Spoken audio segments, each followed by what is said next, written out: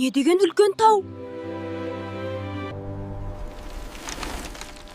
Бұл кәдімгі тау емес.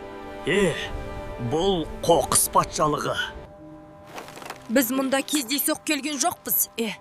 Бізді бөлек тастамаса, осылай қоқыс тауына айналамыз. Егер адамдар дүкенге өздерінің мата сөмкесін алып барса, мен мұнда осылай көп жиналмар едім. Егер бізді бөлек жинаса, біз қайтадан пайдалы бола аламыз. Қалай қайта пайдалы боласыңдар?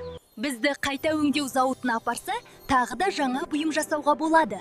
Мысалы, мен жаңа тауар қаптамасы болғым келеді.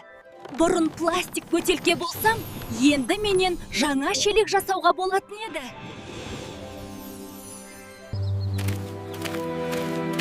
Достар, енді қоқысты араластырмаймыз. Әрқайсысын бөлек тастаймыз. Сонда табиғат таза болады. Таза қалаяң біздің қолымызда. Қараңдаршы, біздің плакат дайын.